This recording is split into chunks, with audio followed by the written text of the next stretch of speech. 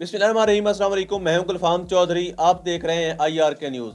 पाकिस्तान की अदालतों में निज़ाम इंसाफ में तेज़ी देखी जा रही है। सिस्टम का एक लाडला जिसको थोड़े ही दिन पहले मीनार पाकिस्तान की सरजमीन पर लॉन्च किया गया था। जी, ये वही लाडला है जिसको 3 बार एस्टेब्लिशमेंट ने तलाक दी है। ये वही लाडला है जिसने इस मुल्क का 40 साल खजाना बर्बाद किया है। बिल्कुल ये वही लाडला है जिसने स्टील मिल के कारोबार से फैक्ट्रियों तक का सफ़र किया है, एवन फील्ड तक का सफ़र किया है, जिसने पूरे दुनिया के अंदर अपने असासे बनाए हैं। लेकिन बारी आती है जब जवाब देने की तो हसन नवाज, हुसैन नवाज, नवाज शरीफ, ये सारे बाप बेटे एक दूसरे से इनकार कर देते हैं। बाप कहता है ये मेरे बेटे नहीं है, बेटे कहते हैं ये हमारा बाप नहीं है। जब जवाब देने की बारी आती है तो ये बिल्कुल मुकर जाते हैं। बल्कि हसन हुसैन नवाज तो यहाँ तक कहते हैं कि हम पाकिस्तानी नहीं हैं, पाकिस्तान के रूल्स हम पर इम्प्लीमेंटेशन नहीं होती उनकी। यानी बेटे कहते हैं हम पाकिस्तानी नहीं हैं और वालिद कहता है मैं उम्मीद पाकिस्तान हूँ। तो फिटे मुँह ऐसी उम्मीद के जिसने इस मुल्क का 40 साल खजाना बर्बाद किया। और जिस तरह से मैं पहले भी अपने वीडियो में जिक्र करता रहता हूँ कि पाकिस्तान की अदालतों का इस वक्त अगर किसी ने पूरे सिस्टम का, निज़ाम इंसाफ का नंगा नाच देखना है तो वो इस्लामाबाद हाई कोर्ट चला जाए। वहाँ पर बैठे चीफ जस्टिस आमिर फारूक साहब की एक समाअत सुन ले, उसको पता चल जाएगा कि निज़ाम इंसाफ किस तरह से टकों में बिकता है। उसको पता चल जाएगा कि हमारे मुल्क में निज़ाम इंसाफ की, हमारे मुल्क में अदालतों की, इनके अहकामात की बेतौकीरी क्यों होती है। जजेस के जो आर्डर होते हैं उनकी इम्प्लीमेंटेशन क्यों नहीं हो पाती। निज़ाम इंसाफ इस मुल्क में जलील और रुसवा क्यों है। ये सारी की सारी बातें आपको समझ आ जाएंगी। आप इस्लामाबाद हाई कोर्ट के आज के चंद फैसले देख लें। यानी आज सबसे पहले हम बात करेंगे जस्टिस आमिर फारूक ने सबसे पहले जो एवन फील्ड रेफरेंस है उससे नवाज शरीफ को बरी कर दिया। ये वही एवन फील्ड है जिस केस में नवाज शरीफ साहब ने असम्बली में कहा था कि हुजूर ये हैं वो ज़राए जिनके ज़रिए हमने कमाया या बनाया। लेकिन जब अदालत ने पूछा जी कहाँ है वो ज़राए, तो पता ही नहीं चला आज तक वो कहाँ पे हैं। यानी एवन फील्ड कहाँ से बना है ये किसी को नहीं पता, ना मियाँ साहब को पता है, ना उनकी औलाद को पता है। और उनकी बेटी मरियम नवाज साहिबा जिस तरह पक्के मुंह के साथ झूठ बोलती हैं, पूरे शरीफ खानदान में सबसे ज़्यादा एक्सपर्ट वो एक खातून है। उन्होंने कहा कि लंदन दूर की बात, मेरी पाकिस्तान में भी कोई प्रॉपर्टी नहीं है। लेकिन उनके भाई हुसैन नवाज ने ही बता दिया कि मरियम नवाज साहिबा के नाम कौन कौन सी कंपनीज चल रही हैं। ऑफशोर कंपनियां बनाने वाला शख्स आज एवन फील्ड मुकदमे से जस्टिस आमिर फारूक साहब की अदालत से पवित्र होकर, बिल्कुल साफ शफाफ होकर निकल गया। और एक बात यहाँ पर मैं जिक्र करना चाहूँगा, पाकिस्तान अवामी तहरीक के सरबराह डॉक्टर तारिक कादरी साहब, उन्होंने 2018 में ही कह दिया था कि आने वाले दिनों में मैं पुनिशमेंट नहीं देख रहा इस निज़ाम इंसाफ में, मैं सेटलमेंट देख रहा हूँ। मैं ये देख रहा हूँ कि नवाज शरीफ को दोबारा से शफाफ करके नहला धुलाकर इस सिस्टम में दोबारा ला के बिठा दिया जाएगा। और आज हमने वो चीज़ वाज़े तौर पर देख ली है कि नवाज शरीफ को किस तरह से अदालतों में रिलीफ मिल रहा है। अब यहाँ पर एक मैं इसको मज़ाहिया बात ही कहूँगा कि नवाज शरीफ साहब कहते हैं कि आज मुझे अदालतों से इंसाफ मिला है। शहबाज शरीफ साहब कहते हैं कि अदलिया का शुक्रिया कि उन्होंने इंसाफ का बोलबाला किया। तो ये निज़ाम इंसाफ है, ये निज़ाम इंसाफ का नंगा नाच है।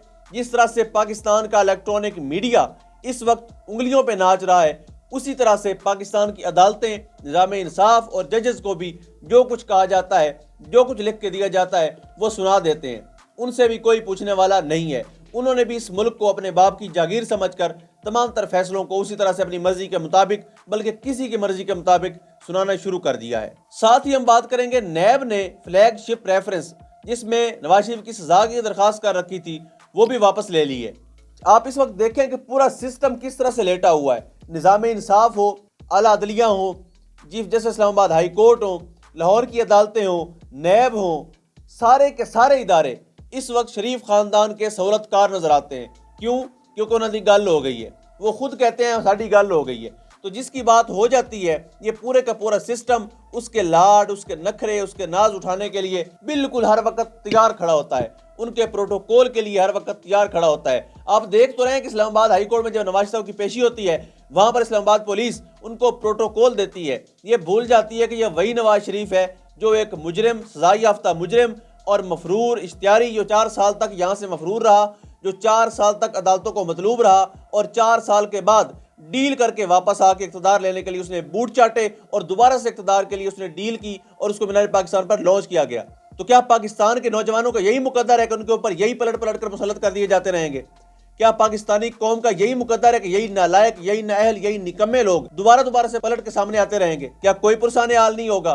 क्या अदालतों में बैठे जजेस इस बात को नहीं सोचते इस कौम के साथ पहले क्या हो रहा है और अब क्या हो रहा है? पिछले 2 साल से हम एक स्क्रिप्टेड ड्रामा देख रहे हैं। उस ड्रामे को मुसलसल जो है वो उसकी तकमील के लिए, इम्प्लीमेंटेशन के लिए काम जारी है। अदालतें उसमें सहूलतकारी करती नजर आ रही हैं, बिल्कुल शर्म नहीं आ रही। इधर से ये फैसले नजर आ रहे हैं। साथ ही शहबाज शरीफ साहब ने यह कहा है कि यह लेवल प्लेइंग फील्ड है कि नवाज शरीफ साहब अदालतों में पेश हो रहे हैं। तो यार कहाँ पेश हो रहे हैं? बंदे को प्रोटोकॉल के साथ लाया जा रहा है और पहले लॉन्च किया जा रहा है। अगर मियां साहब इतने ही दलेर थे तो इस मुल्क से भागने की क्या जरूरत थी? इस मुल्क से किसी की मदद लेकर, जेली मेडिकल सर्टिफिकेट बनवाकर, एक ड्रामेबाजी करके, बीमारी का बहाना बनाकर भागने की क्या जरूरत थी? यानी एक ऐसा बुज़दिल जो 4 साल भगौड़ा रहा, अब उसको अदालतों में पेश हो रहा है प्रोटोकॉल के साथ। एक तरफ वो, दूसरी तरफ साबिक प्राइम मिनिस्टर, जिसको अदालतों में पेश करने से ही इंतजामिया डरती है। बड़े बड़े ताकतवर लोग डरते हैं कि अगर इमरान खान अदालत में आ गया तो उनका किया धरा, आज तक जितना भी उन्होंने रजीम चेंज ऑपरेशन किया, वो एक पेशी की मार है। उस बंदे की एक तस्वीर, एक वीडियो आने की देर है, इनका सारे का सारा बयानिया मिलिया मेट होता नजर आ रहा है। उस डर से ये इमरान खान को अदालत में पेश ही नहीं कर रहे। अदालतें हुक्म देती हैं। इस्लामाबाद हाई कोर्ट का आर्डर था लेकिन हवा में उड़ा दिया गया। अगर इस्लामाबाद हाई कोर्ट में कोई जान होती, कोई फैसलों में वुकत होती तो वो तौहीन अदालत का नोटिस जारी करते, उनसे पूछते, जज बशीर साहब से पूछते कि जनाब किस हुक्म के तहत आपने दोबारा से जेल में ट्रायल का फैसला दिया है। लेकिन आपको बताया कि पूरे का पूरा सिस्टम इस वक्त सिर्फ एक लाडले की सहूलतकारी के लिए लगा हुआ है। और साथ ही साथ पाकिस्तान तहरीक इंसाफ के चेयरमैन इमरान खान साहब की जो खातून जज को धमकी के हवाले से केस था, उसमें बरीयत की दरखास्त भी खारिज कर दी गई है। ये पड़ी है लेवल प्लेइंग फील्ड। एक तरफ एक मफरूर को रिलीफ पर रिलीफ, हर मुकदमे से खारिज, हर मुकदमे से बरी किया जा रहा है, और दूसरी तरफ चेयरमैन तहरीक इंसाफ को हर मुकदमे की जो दरखास्त जमानत है उसको रिजेक्ट किया जा रहा है। क्या इसको आप लेवल प्लेइंग फील्ड कहते हैं? उसके बाद चेयरमैन तहरीक इंसाफ के हवाले से अभी इलेक्शन होने थे, इंट्रा पार्टी इलेक्शन, उसमें इमरान खान साहब की तरफ से दावा किया गया। इमरान खान साहब को मुलाकात के बाद शेर अफजल मरवत साहब बाहर आए और शेर अफजल मरवत ने दावा किया कि चेयरमैन तहरीक इंसाफ जो है वो इलेक्शन में हिस्सा नहीं ले रहे, और इस हवाले से उनको खबर ब्रेक की। कल की पूरी रात पाकिस्तान तहरीक इंसाफ के सीनियर लोगों की ट्विटर पे आपस में लड़ाई चलती रही, हर हवाले से किसी की तरदीद, किसी की तस्दीक, लेकिन हर आदमी मुतज़ब्ज़ब था कि अब इनका नया चेयरमैन कौन होगा, पाकिस्तान तहरीक इंसाफ का नया चेयरमैन किसको सेलेक्ट किया जाएगा। तो खबर यह है कि इमरान खान साहब ने बैरिस्टर गौहर खान को फिलहाल आर्जी तौर पर चेयरमैन के लिए उम्मीदवार अपनी तरफ से नामजद किया है और वही होंगे चेयरमैन तहरीक इंसाफ। आर्जी तौर पर जब तक खान साहब के मामला सेट नहीं हो जाते तब तक चेयरमैन रहेंगे बैरिस्टर गौहर साहब। आखिर में हम खबर शामिल करेंगे सीनियर जर्नलिस्ट सिद्दीक जान साहब, जिन्होंने उम्रे पे जाना था, उनको एयरपोर्ट पर रोक लिया गया। उनको कहा गया कि आपका नाम ECL में है।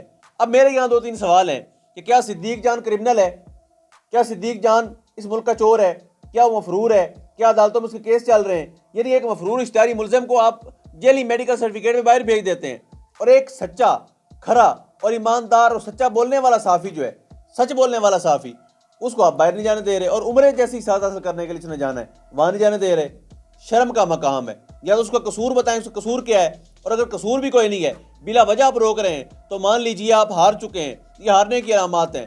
खासतौर पर मुस्लिम लीग नून, नवाज शरीफ और मरियम नवाज, आपसे मुखातिब हूँ कि आपने उस सच्चे जर्नलिस्ट को, एक खरे जर्नलिस्ट को, कैसे उनका नाम ECL में डलवाया, अपनी बेशर्मी और हरधर्मी का मुजाहरा किया। अल्लाह पाक वतन अजीज़ का हामी और नासिर हो। पाकिस्तान जिंदाबाद।